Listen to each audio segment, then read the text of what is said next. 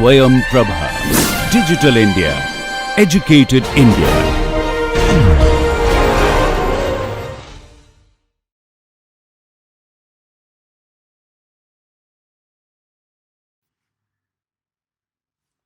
A very good morning to all of you. So today we'll discuss about parameter estimation, and in the process we'll talk about interval estimation. So in the previous discussion we examined how a parameter can be estimated from sample data. However, it is important to understand how good is the estimate obtained. For example, supposedly we estimate the mean viscosity of a certain chemical product and let its value be, let's say, 500 in some arbitrary units. So, but because of sampling variability, it is almost never the case that you'll obtain this value. So the point estimate says nothing about how close is the sample mean is to the population mean. Is the process mean or sample mean more likely to be, let's say, 400 and 600, whether it is likely to between 450 and 610? So all these answers are not obtained by the point estimate, and this affects our decision regarding the process. So that means when we use the sample mean, let's say x bar, to estimate the population mean, can we be confident that the sample mean is close to the population mean? And do we have any idea how close the sample statistic is to the population parameter? So surprisingly, the point estimate doesn't give us that information. So a rather different solution would be to use or to find an interval or range of values that we can be really confident contains the actual unknown population parameter. For example, we could find a lower limit L and an upper limit U value between which we can be really confident that the population mean lies. So an interval estimate for a population parameter is called the confidence interval. So it's basically, these are bounds that represent an interval of plausible values for a parameter. So that is called a confidence interval. And surprisingly, it is easy to determine such intervals in many cases, and then we can use that estimated interval to make predictions about the population parameter. So when we determine an interval estimate for a population parameter, we cannot be certain that the interval contains the true unknown population parameter. We only use a sample from the full population to compute both the point estimate and the interval estimate. However, the confidence interval or that interval is constructed in such a way that we have high confidence that it does contain the unknown population parameter. And these intervals are widely used in engineering and science problems.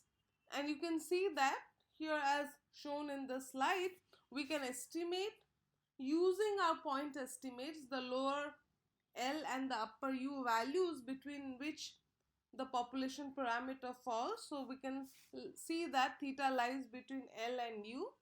So we can determine L and U in such a manner so that the probability that the theta lies between L and U is given by 1 minus alpha. So if alpha is less, then the probability is high. So therefore this 1 minus alpha is called the confidence coefficient. And in typical situations, these confidence coefficients are normally taken to be 0.90, 0.95 0.99 with corresponding confidence levels of 90%, 95% and 99%. So the greater the confidence level, the more confident we can be that the confidence interval which we have constructed contains the actual population parameter. So now that we have a general idea what a confidence interval is, now we'll turn our attention to calculate or construct particular confidence intervals for different situations. Okay, so the first situation is to estimate the confidence interval on the mean of a normal population with known variance. Although it's a very unrealistic situation that we know the variance but we don't know about the mean, but we'll start with this because it's a very simple situation, and then we'll go to more realistic situations. So let's get our feet wet with this example and then we go for more realistic examples. And in this discussion today, we'll only talk about computing confidence intervals from a single sample. Okay, we'll not talk about 2 sample or 3 sample analysis. We'll only focus on single sample analysis. That means we draw a single sample from a population, and from the data contained in that sample we'll compute the confidence interval, and based on the interval computed we can say something about the population parameter. So let's start to compute the confidence interval of the mean of a normal population where the variance of that normal population is known. So let x1, x2, xn be a random sample of size n which is drawn from a normal population with unknown mean mu and a known variance sigma square. So we have information about the variance but we don't know anything about the mean. We want to estimate that mean using confidence intervals. That means we have to provide a range using that sample telling that your population mean or the population mean lies between these two values. Now how do we do that? So now once we have a sample, we know that the sample mean is normally distributed, and this sampling distribution of sample mean is centered around the population mean and the variance is sigma square by n. So it depends upon n.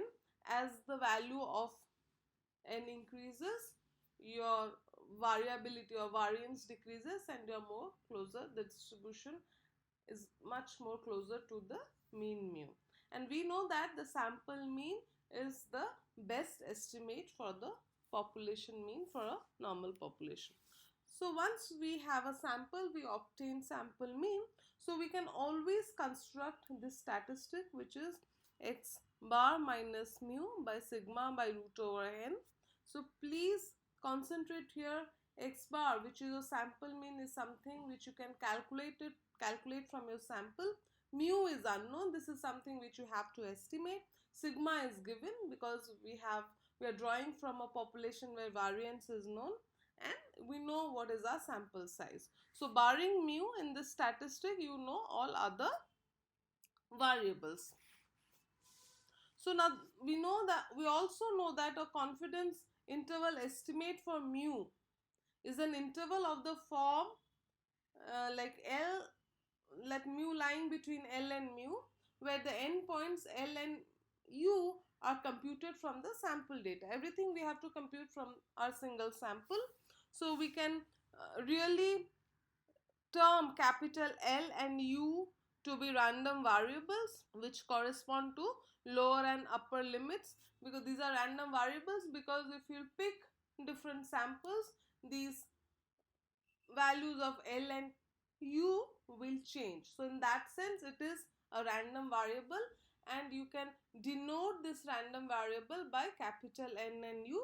So we can write the probabilistic statement that your population mu, population parameter, lies between L and U, and let that probability be 1 minus alpha. So depending upon what sort of confidence you want for your analysis, you can fix the value of alpha. So as we know that x bar minus mu by sigma by root n has a standard normal distribution, we can also write probability of minus z alpha by 2 x bar minus mu sigma by root over n less than z alpha by 2 is equal to 1 minus alpha. This is something which we can write for a standard normal distribution. Now continuing with that, we can do small manipulations around mu to write that the probability of mu lying between these two limits is 1 minus alpha. And what are these two limits? Which is x bar minus z alpha by 2 times sigma by root over n, and the other limit is x bar plus z alpha by 2 sigma by root over n. So you can see that from the first statement or from the first equation, you can just manipulate, you can put numbers on both sides of the inequalities to get the second statement. So that means from this probabilistic statement, it is clear that if x bar is the sample mean of a random sample of size n from a normal population with known variance, it is important that the variance is known, then 100 times 1 minus alpha % confidence interval on mu is given by this. Okay, so that means both, you can see here, both the upper and lower limits can be computed from your sample data, because x bar is a sample mean which you can compute. Z small z alpha by 2 you can get depending upon what alpha value you are calculating for. Sigma is known and you also know the sample size. So you see from the sample data you can compute both the limits and can tell with the probability that your population mu lies between these two values with a probability of 1 minus alpha. Now how do we interpret a confidence interval? Supposedly you get the statement of the type which is shown in the second equation, and how do you exactly interpret a confidence interval? So you might be tempted to conclude that from this statement, what it appears that you might be tempted to conclude that the population mean is within this interval with probability, let's say 1 minus alpha. Normally it's taken to be 0.95 or 0.99. That's the confidence interval you generally deal when you do data analysis. However, you can choose any value, whatever you want, depending upon the analysis you are performing. So at the first glance, I would like to say that okay, the probability of mu lying between these two values is, let's say, 95%. But if you really think a little bit, or with a little bit of reflection, it is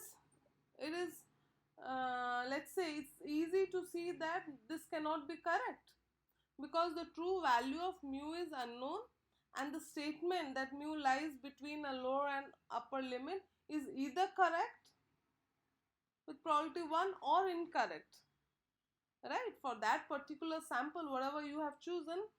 And if you find two let's say two values, two upper and lower bounds, so either your mu will lie between them or it won't lie between them. It depends upon the sampling. So the correct interpretation lies in the realization that a confidence interval is also a random interval, because in the probability statement defining the endpoints of the interval, your capital L and U are random variables. So consequently, the correct interpretation of 100 times 1 minus alpha % confidence interval depends on the relative frequency view of probability. So that means if an infinite number of random samples are collected and 100 times 1 minus alpha % confidence interval for mu is computed from each sample, then 100 times 1 minus alpha % of these intervals will contain the true value of mu. So in practice we obtain only one random sample and calculate one confidence interval. Since this interval will either contain or not contain the true value of the parameter, it is not reasonable to attach a probability level to this specific event. So therefore the appropriate statement is the observed interval, let's say small value of L and U, contains the true value of the population parameter with confidence 100 times 1 minus alpha, has a frequency interpretation that we don't know if the statement is true for this specific sample, but the method used to obtain the interval yields correct statements 100 times 1 minus alpha % of the time. Okay, so supposedly your mu lies between small l and u, where small l is x bar minus z alpha by 2 times sigma by root over n, and your u is x bar plus z alpha by 2 times sigma by root over n. Suppose your mu lies between these two values and the probability is 95%. So the interpretation of confidence interval is that if an infinite number of random samples are collected and a 95% confidence interval for mu is computed from each sample, then 95% of these intervals will contain the true value of mu. So it is a confidence interval, or it is the 95% thing is for the method, not for the single sample. So that would be the correct probabilistic interpretation of the confidence interval. Now let's do one example and it will be clear how we construct confidence intervals. Okay, so let a random sample of 126 persons residing in a polluted city have had an average blood lead level concentration of 29.2 micrograms per dl. So you surveyed or you conducted a test on 126 persons residing in a polluted city or a city known for pollutants, and you find the blood level lead concentration. And it is known that if the average blood lead level concentration of humans with no exposure to pollutants is 18.2. That is something known. Okay, so is there convincing evidence that people living in polluted cities have elevated blood lead level concentrations? And given here, your sigma is again given. Okay, now let us try to compute the 95% confidence interval for the population mean. You can always construct 99% confidence level also. So it's depending upon the analysis, you have to choose what level of confidence interval you want to create or compute. So your alpha is known, sample mean is 29.2, which is given, variance is also known. So we can easily substitute the values in our limits which we have computed in our previous slides, and you obtain the limits as 27.89 and 30.51. Here you can see that from the sample which you have obtained, you are getting a limit for this, and you can see that the interval which you have computed does not contain the value 18.2. So therefore there is a convincing evidence that people exposed to pollutants have elevated blood lead level concentrations at a level of 95%. Okay, so this is how we use confidence intervals to estimate a population unknown parameter and to make certain statements about the population. So this shows the standard normal distribution, and suppose you want to create a 95% confidence interval. So here alpha by 2 becomes 0.025 and the corresponding values for z 0.025 are 1.96, and similarly, since it's a symmetric distribution, minus z alpha by 2 is minus 1.9. This is the standard attribute for the standard normal distribution. Okay. Now concentrate on the second figure, where you obtain a sample, you compute the x bar, and you know supposedly the mu lies somewhere within the interval which you have created, and your x bar is something like that. Okay, so now you can always calculate the length of the confidence interval. You know the upper and lower bounds, so you can always calculate the length of a confidence interval, because it is also a measure of the precision of the estimation. And we see that the precision is inversely related to the confidence interval. Like if you build a 99% confidence intervals, obviously the width or the length of the confidence interval would be more compared to your 95%. So you can see from the previous slide that the length of the confidence interval is given by 2 times z alpha by 2 times sigma by root over n. So one can define the error, the relative error, as absolute value of the difference between the sample mean and the population parameter, because you know that your sample mean is the best estimator for the population mean.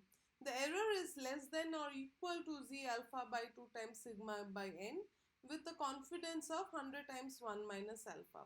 So if sample mean is used as an estimate of population mean, which is generally used, so we can be 100 times 1 minus alpha % confident that the error will not exceed a specified amount, let's say R, when the sample size is this. So we can choose a sample size to really determine our error. Okay, because you know that these confidence intervals, they depend upon the values of the upper and lower bounds, they depend upon the sample size. So, and these values also determine the error or the length of the confidence interval. So you can really select your sample size to determine a certain value of error around which you want to do your experiment. Okay. So it can be observed that as the desired length of the confidence interval decreases, okay, the required sample size n increases for a fixed value of alpha, and specified confidence. Okay, as sigma increases, the required sample size n increases for a fixed desired length and specified confidence. Similarly, as the level of confidence increases, the required sample size n increases for fixed desired length and standard deviation. So once you know one of these two values, let's say alpha, which will denote your level of significance, sigma, which is standard deviation, and n, you can just play around these values to get a specific sample size. So you can choose your sample size so that you can really constrain your error. So in the previous case, we discussed about two-sided confidence bounds. Okay, so we talked about two bounds for the population mean. So it is also possible to obtain one-sided confidence bound for mu by just setting either the lower bound or the upper bound to infinity and replacing your z alpha by 2, because now we don't need the two bounds with z alpha. So therefore 100 times 1 minus alpha percentage upper confidence bound for mu is x bar plus z alpha. So please be very careful here. It's no more z alpha by 2 but z alpha, because we are only interested in one-sided bounds. Z alpha times, so the upper bound would be sample mean plus z alpha times sigma by root over n, while your low confidence bound would be sample mean minus z alpha times sigma by root over n. Now let's talk about large sample confidence interval for mu. So whatever we have discussed in the previous slides, we have assumed that the population distribution is normal with unknown mean and known variance. Now we present a large sample confidence interval on mu that doesn't require these assumptions. Like, let you draw a sample, a random sample from a population with unknown mean and unknown variance. Okay, and it is not necessary that your population be a normal population.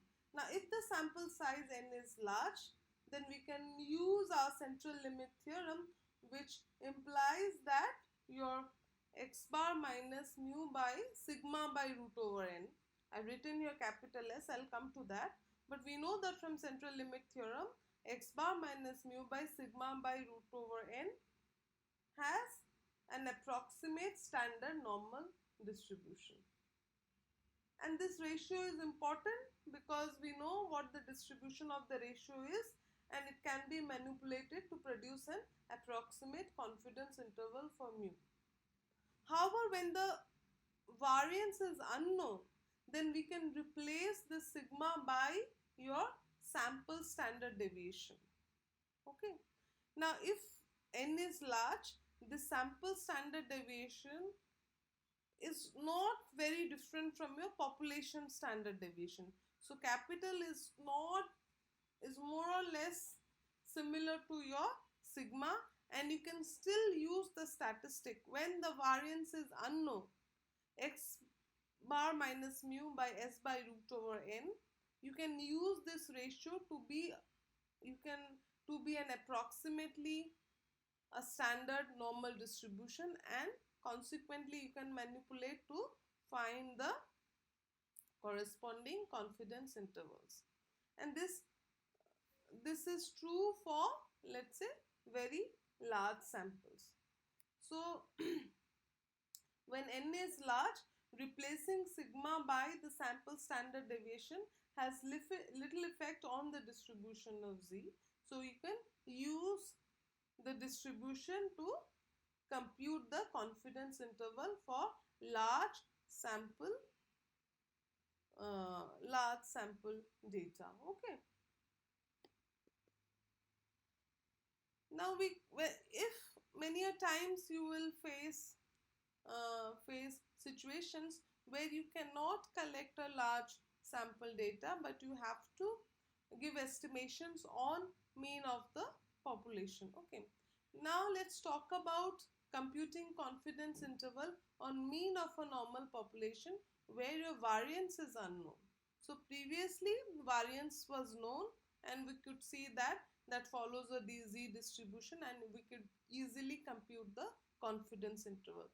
Then we assume that, okay, if our sample size is very large, so the central limit theorem can just be used, and it doesn't matter whether it comes from a normal population or a non-normal population, and still we can use the central limit theorem. Now variance is also unknown for a large sample data, and if you draw from a population when variance is unknown, then you can use the sample variance as an estimate for the population variance, and if n is large, both are not significantly different, there is a very little effect, and you can still use x bar minus mu by capital S by root over n as a z statistic and can compute the confidence intervals. Now what happens if your n is not very large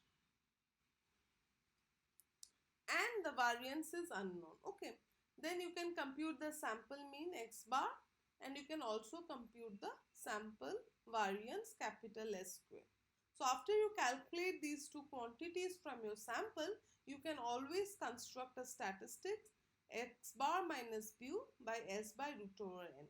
Now remember here, if n is not a very large size sample, then it won't be approximately standard normal. This statistic won't follow a standard normal distribution, but you know what distribution this statistic would follow.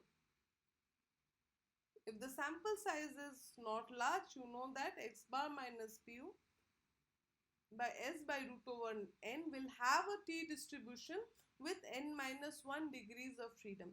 This is something, this ratio is something we had previously discussed when we talked about t distribution. If you remember, when we talked about distributions derived from normal distributions, namely the chi-square distribution, t distribution and f distribution, we talked about this ratio following a t distribution with n minus 1 degrees of freedom. And you can see that we can apply that distribution. That distribution is mainly used when you do confidence interval estimation, when you do hypothesis testing, which we'll also discuss in the subsequent lectures. So now we have a statistic which is x bar minus mu by S by root over n, and we know the distribution of this statistic. Then it becomes very useful. Once we know the distribution of a sampling statistic, then it becomes easy for us to compute the probabilities. So now for when your n is not very large, you know that this statistic obeys a t distribution. Now with that knowledge, you can always write a probabilistic statement about the unknown population parameter, which for this case is mu. So you can write the probability that this statistic, which is a t distribution, can lie between minus t alpha by 2 n minus 1, because the degrees of freedom are very important for chi-square, t and f distributions. Once these vary the shape, it affects the shape of the distribution and hence the probabilities. So you can write a probability statement like this as shown in the slides. So you can write that x bar minus mu by S by root over n, which follows a t statistic lying between these two limits, is 1 minus alpha. So you can manipulate, can do a simple manipulation the way you did for previous case to obtain two bounds between which your unknown population mu lies. And what are the two bounds? It is x bar minus t alpha by 2 comma n minus 1 times S by root over n, and the upper bound is x bar plus t alpha by 2 comma n minus 1 times S by n. So that means if sample mean and sample standard deviation are computed from a random sample of size n from a normal population with unknown variance, then 100 times 1 minus alpha % confidence interval on mu is given by the two limits. So the lower limit is sample mean minus t alpha by 2 n minus 1 times S by root over n, and the upper limit is sample mean plus t alpha by 2 comma n minus 1 times sample standard deviation by root over n, where your t alpha by 2 n minus 1 is the upper 100 times alpha by 2 percentage point on a t distribution, which is shown in the figure. And remember, the degrees of freedom is not n but n minus 1.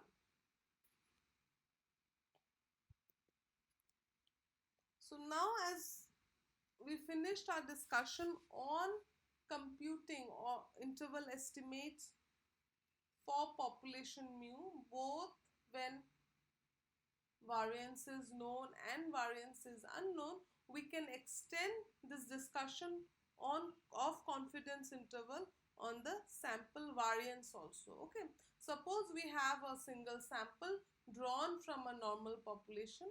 We can also compute confidence intervals on sample variances. So let x1, x2, xn be a random sample of size n from a normal distribution with unknown mean and unknown variance.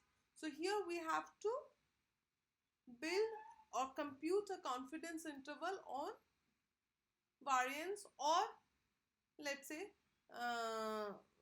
population standard deviation. Okay, so from the sample you can always compute the sample standard sample variance, which is your S square, and once you know S square, you know your sample size.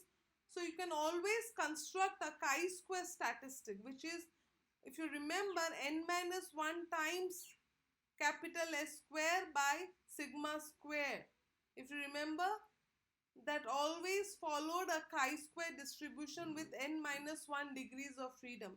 This is something which we had previously discussed while discussing the sampling distributions of, let's say, variance.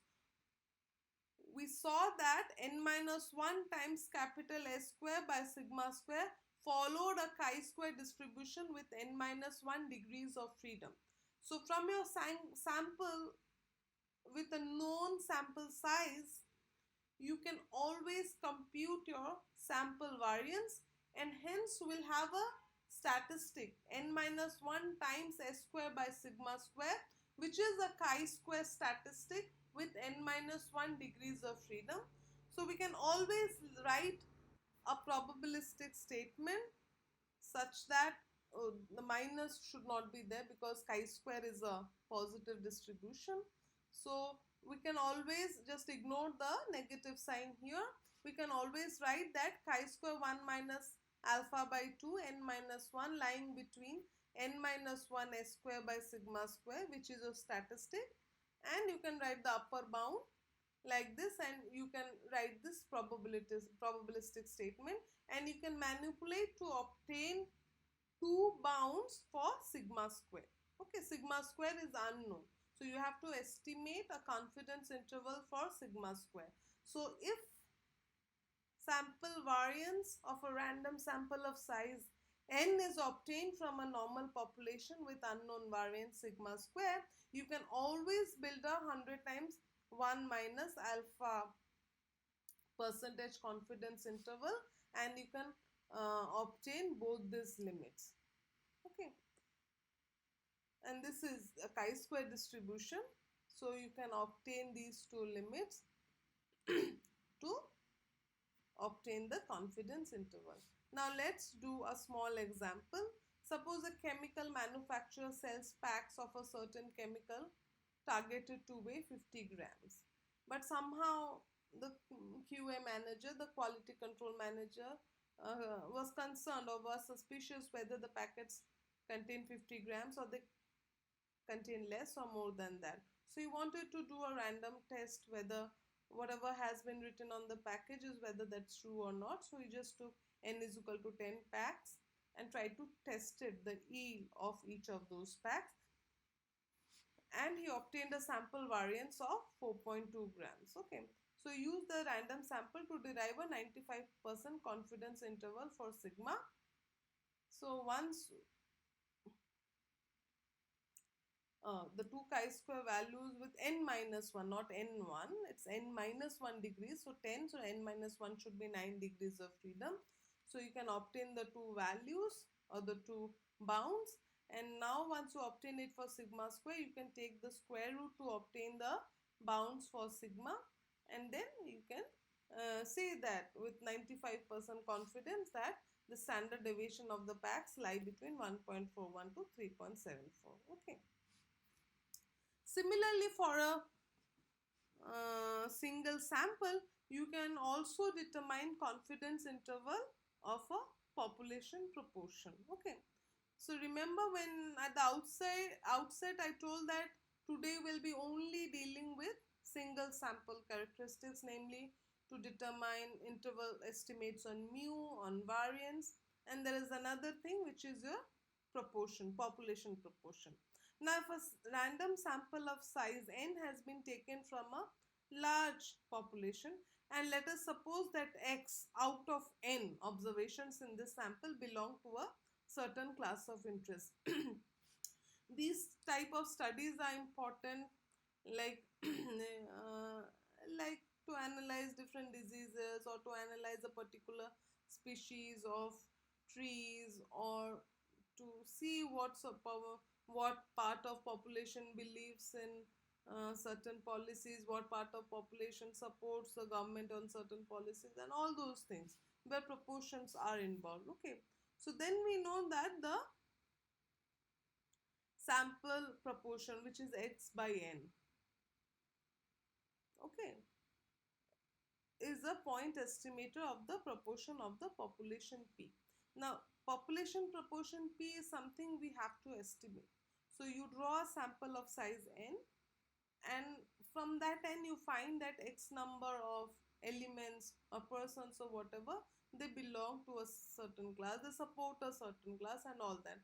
So you can always construct a sample proportion which is x by n, and we know that the way it is constructed, your x is a binomial random variable. Okay, so if you pick an element or a person, it may belong to that class, it may not belong to that class. So in that sense, it is a Bernoulli random variable, and x is the sum of the Bernoulli random variables, so it becomes a binomial random variable. Okay, so with n and p as the parameters, you can treat x as a binomial random variable. And for a binomial random variable, you know that the mean of a binomial random variable is np, while the variance is np times 1 minus p. This is something which we know from our discussion on binomial random variables. Okay, now once you know the expectation value and the variance of x, you can easily compute the expectation value of x by n. Okay, that's just a function of x, or that is just x scaled by n. So you can obtain the mean or the expectation value of p hat and the variance of p hat, and from the rules or from the properties of expectation value and variances, you can know that the expectation value of p hat is nothing but p, while the variance of p hat is p times 1 minus p scaled by n. Okay, so this is something which you know. And then if n is large, normally when we do such type of studies, we really rely on a large sample size. So when n is large, you can again invoke your central limit theorem, or the central limit theorem says that x minus np, if x is a binomial random variable and np is the expectation value, so x minus np by the standard deviation, which is square root of your variance, they would follow a standard normal distribution. So that is your z statistic. So now you can scale your x by n, all the elements you can scale by n to obtain a z statistic in terms of proportion, which is p hat minus p by square root of p times 1 minus p by n. Now this quantity will also follow a standard normal distribution. And then once you have constructed a statistic and you know what distribution it follows, so you can write a probability statement about that statistic. And since it is a z statistic, it is a very known statistic, we are familiar with it, and we can easily write the probabilistic statement for let's say 1 minus alpha, and with a little bit of manipulation we can create two bounds on the unknown population proportion with a probability of 1 minus alpha. However, if you see the bounds of, if you just carefully observe the lower and upper bounds, you can see that p hat, it is p hat minus z alpha by 2 times square root of p times 1 minus p by n. Now p hat is something which you compute from a sample. Z alpha by 2 is known because it is just determined by what sort of significance level you are using for your computation of confidence interval. N is known, this is your sample size, however depends upon P, which is unknown because it is something which you want to estimate, right?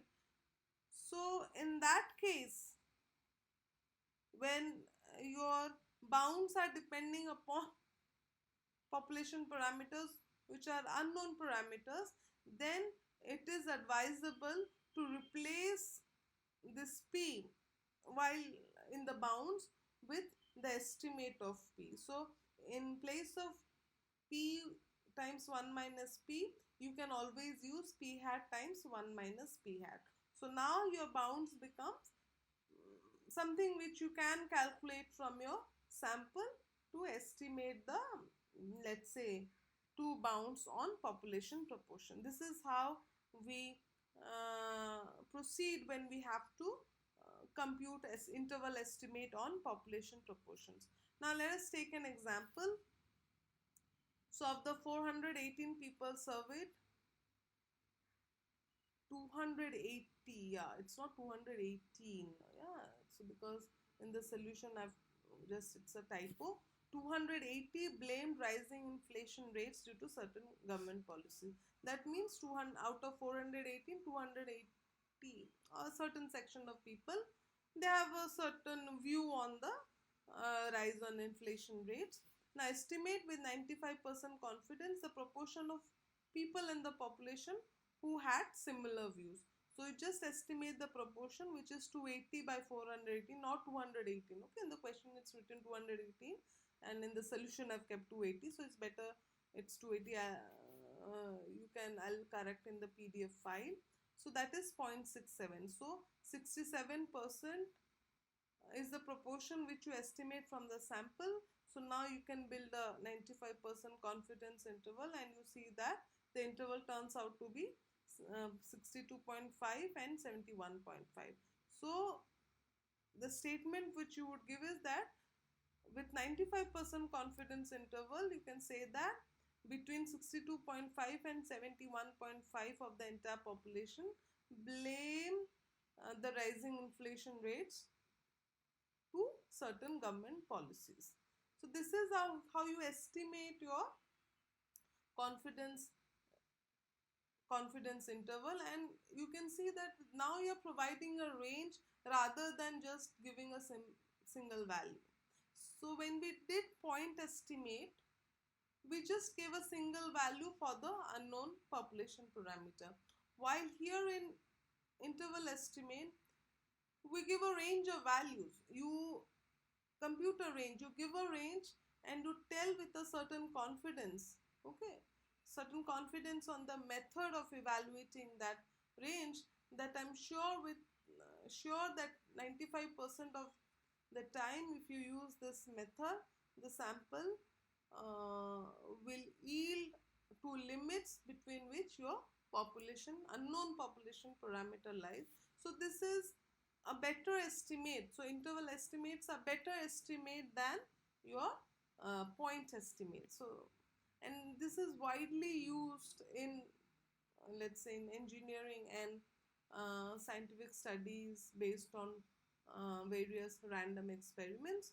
So it's better to give more values than a single value, and you can have a control on the sample size. But you'll see nevertheless we are using point estimates here, because when we are using the when you are constructing the sample statistic, okay, you are using point estimate, you are using sample mean, which from point estimation you knew that it would better estimate your, let's say, population mean. You know from point estimation that sample variance would better estimate the population variance. You are using the properties of point estimate to compute your interval estimate, but certainly interval estimates which would give us a range of values for the unknown parameter are better estimates than your population, than your point estimate. So in this lecture we learned to give interval estimate or to compute interval estimates for unknown population parameters, namely we discussed about the population mean, population variance and population proportion. So we learned how to evaluate or how to compute the confidence intervals for all of these parameters. And in the next lecture we'll discuss about computing confidence intervals on differences of means, or the ratio of the variances, or the let's say differences of proportions. So we'll take two sample studies, and that is important when we do comparative analysis, when we want to compare between two methods, or when we want to compare between two populations. So for those cases it becomes very important to either consider the differences of two population means, or the ratio of the variances, or the differences of the proportion, whether that difference is significant to make a conclusion about the difference and all that. So that we'll discuss in the subsequent lectures. But today the message is that apart from point estimate, you have a different way of giving estimate for unknown population parameters, namely the interval estimate, where you don't give a single value but rather you give a range of values for the unknown parameter with a certain degree of confidence. And that confidence interval is based on your test statistics, the distribution of which we had earlier discussed in our previous lectures, and we are also using here the estimates or the point estimates to compute our interval estimates. Thank you very much for your kind attention.